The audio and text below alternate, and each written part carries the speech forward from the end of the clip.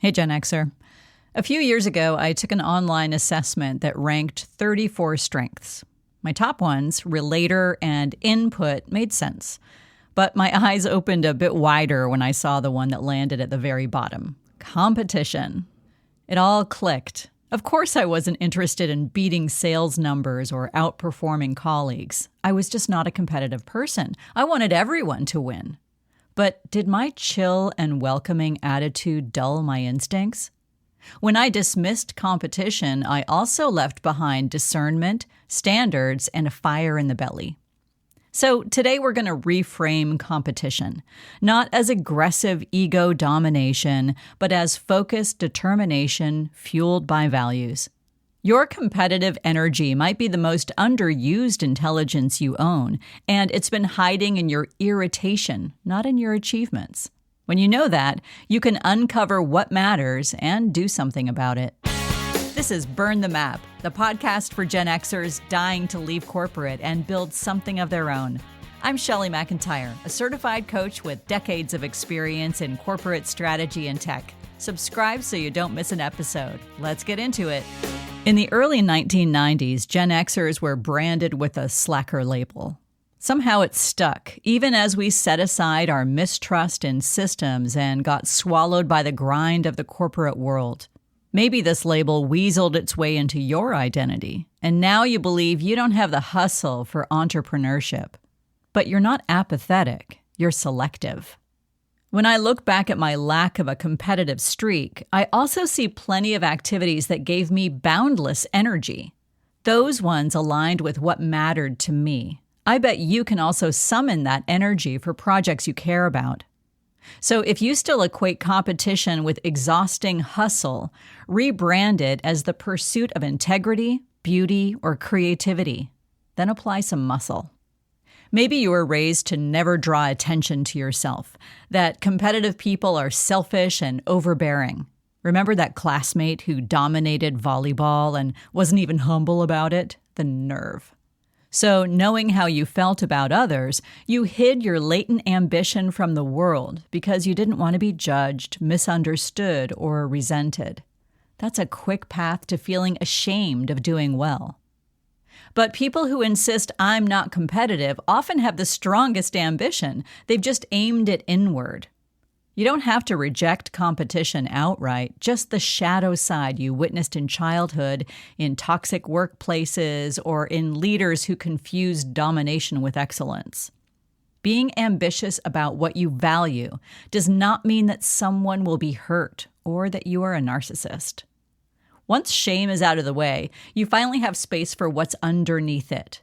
That tends to be resentment. Your resentments show you what's missing.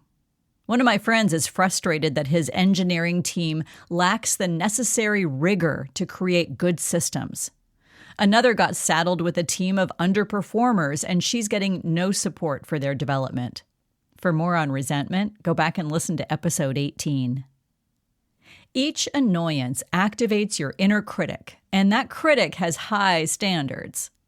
Rather than telling it to be more empathetic, what if you leaned in, listened, and even gave it a name?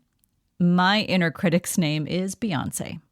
Beyonce will not tolerate low-quality podcast audio or HR departments that fumble layoffs. When you encounter a problem that has no reasonable solution yet, listen to your version of Beyonce. What kind of improvement is it demanding? The target of your high standards could become your next project. Get snobby and pay attention to what offends you, from huge issues like childhood poverty down to small design flaws like a wrong-shaped fork. Your inner critic isn't your enemy. It's a standard bearer. The part of you that refuses to accept mediocrity. And that's exactly the fuel you need. If your competitive drive is only just now awakening or taking on a healthier form, midlife is the perfect time to ignite it. You're exactly on time. You have 30 years of accumulated wisdom to play with. You've worked through patterns, experienced failures, watched systems break down and improve. You trust your instincts. And even better, many of the issues you used to fret about have flown out the window. You finally see what's worth fighting for. The many institutional failures you've seen means you know what doesn't work. Now you get to build what does. Most businesses are not built from passion, but from irritation. Someone got fed up with a mediocre solution and decided to fix it. When you understand the source of your competitive energy, you can channel it into something useful. Here's how to ignite your competitive drive into action.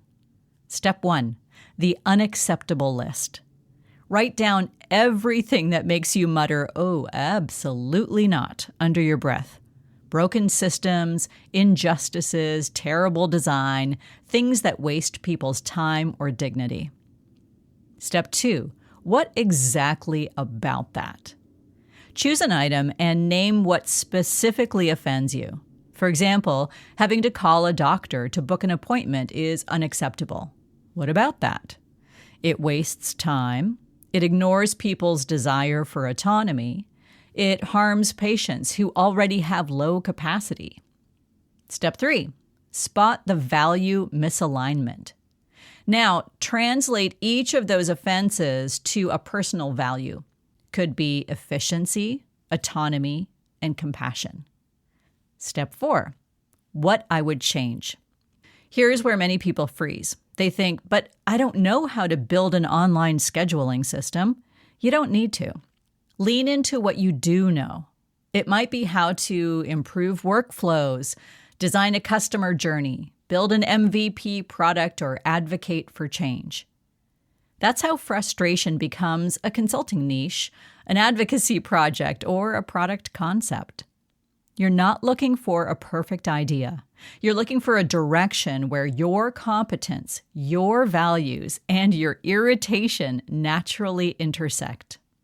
Your inner competitor doesn't have to be loud or obnoxious. It can be quiet, grounded, and laser-focused. It can be rooted in the problem you care enough about to solve. Your end goal could be to improve lives, create beauty, or make processes better for people. This shows that we aren't talking about domination, but about elevation.